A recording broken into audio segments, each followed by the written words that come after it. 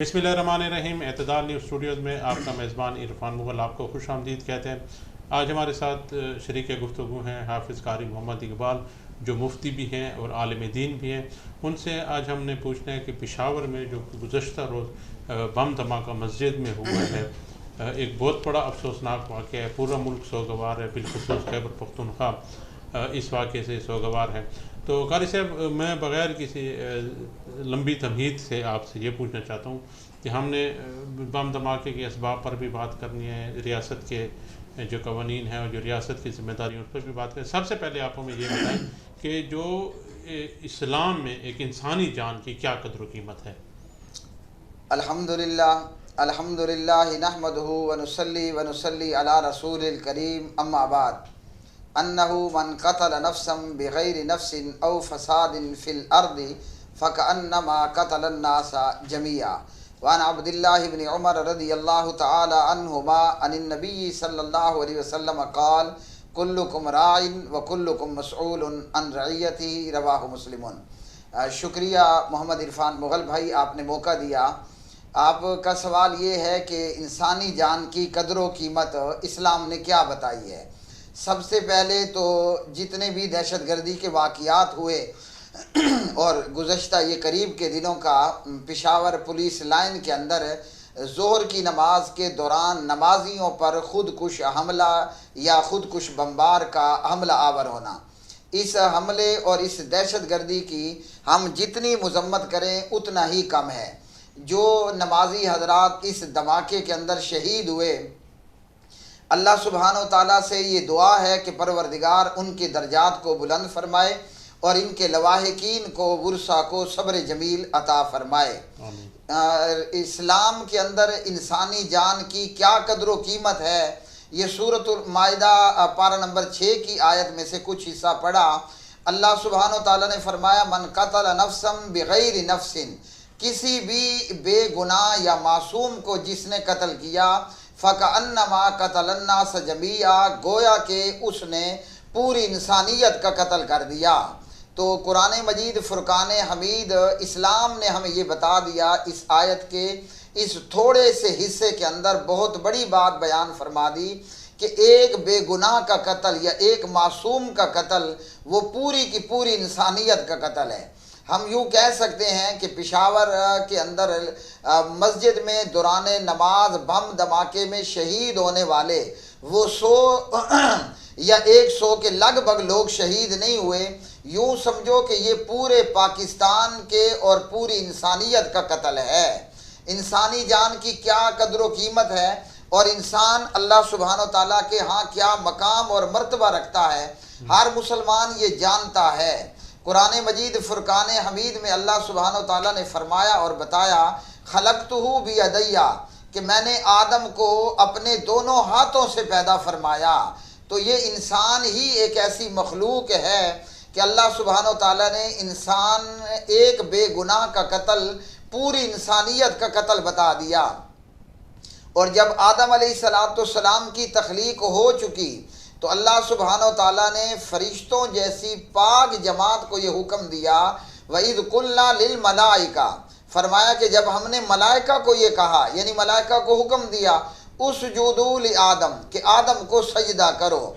अब अल्लाह सुब्हानो ताला का आदम को अपने दोनों हाथों से पैदा फरमाना, तख्लीक आदम के बाद मलाइका जैसी पाक जमात को ये हुक्म करना कि आदम को सजदा करो, और फिर वो इंसान मुसलमान भी हों और फिर वो अल्लाह के घर में बाजमात नमाज भी अदा कर रहे हों। तो हदीस में आता है कि एक बंदा मोमिन की हुर्मत और उसका मकाम और उसका मर्तबा वो काबा बैतुल्ला से भी बढ़ कर के है। तो इंसानी जान की बहुत बड़ी कीमत है और बहुत बड़ा मकाम है। आपने बड़े अच्छे मुदल्लल अंदाज में बताया है। सूरत माइदा की आपने एक आयत भी पढ़ी है और उसके साथ साथ ये भी बताया कि इंसान की जो कदर व कीमत है अल्लाह ताला ने उसका तयन कर दिया था रोज़े अव्वल ही से, कि फ़रिश्ते जैसी पाक हस्तियों को कहा गया था कि आदम को आप सजदा करें।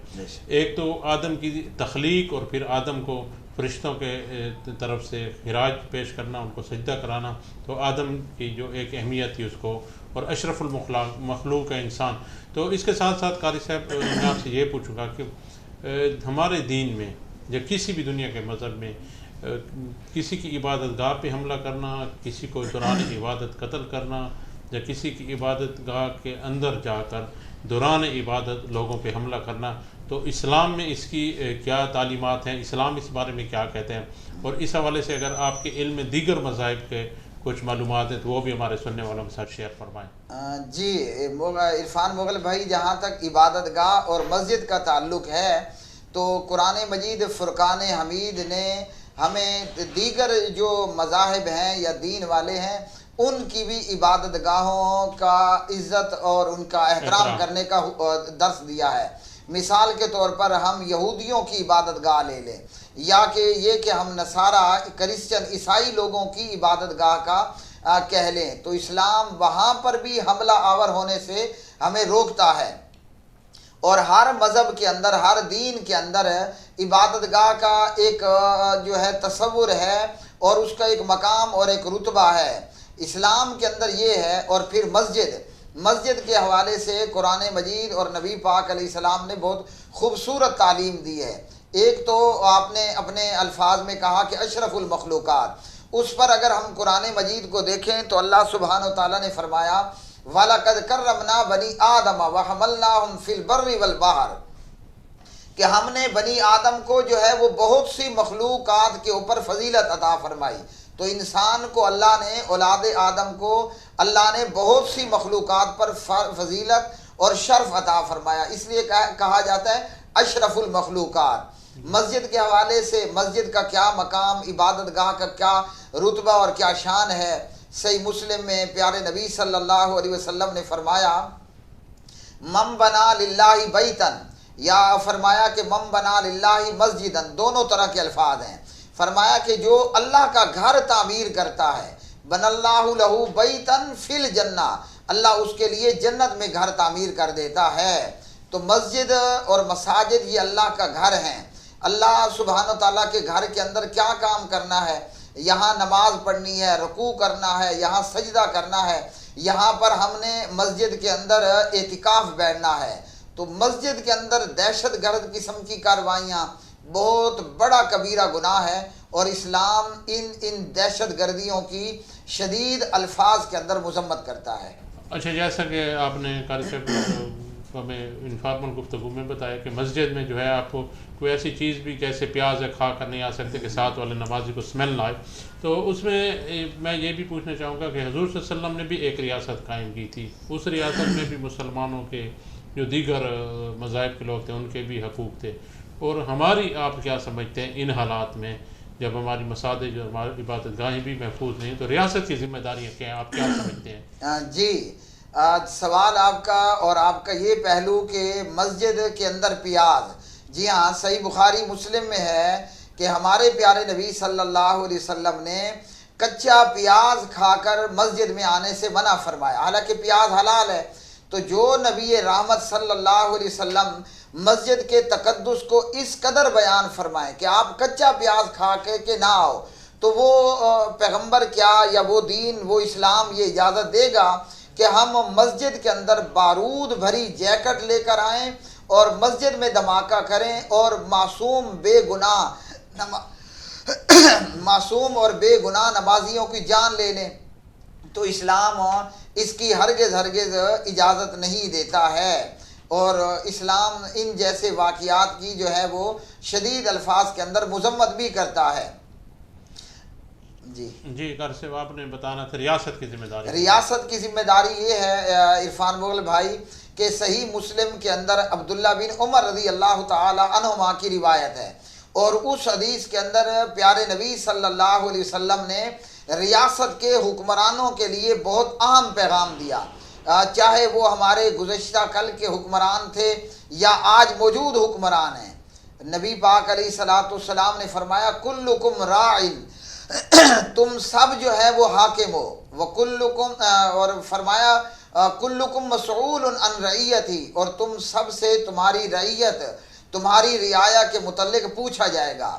تو حاکم وقت اور ریاست کی ذمہ داری فقط اتنی نہیں ہے کہ کہیں پر جو ہے وہ معصوم جانیں چلی جائیں، یا دھماکہ ہو جائے یا کہیں پر جو ہے وہ انسانی جانوں کا اور املاک کا نقصان ہو جائے تو صرف مذمتی بیان کر دینا یہ کافی نہیں ہے۔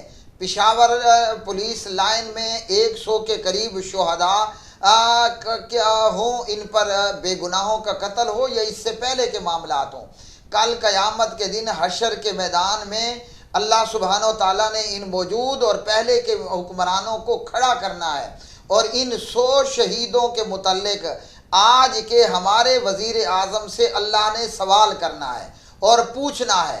اگر اللہ سبحانہ و تعالیٰ کے ہاں یہ تسلی بخش جواب دے سکے تو کامیاب ہوں گے، ورنہ ان کو قیامت کے دن پھر سزا ہوگی۔ ریاست کی ذمہ داری قرآن مجید نے یہ بتائی ہے کہ یہ جو دہشت گرد ہیں ان دہشت گردوں کو پکڑا جائے۔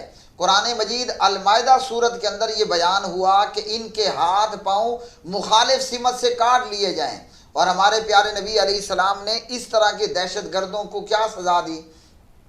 آپ نے ان کے ہاتھ پاؤں مخالف سمت سے کاٹ ڈالے اور ان کی آنکھوں میں لوہے کی گرم سلاخیں پھیری گئیں اور ان کو مارے بغیر یوں ہی تڑپتا ہوا انہیں چھوڑ دیا گیا۔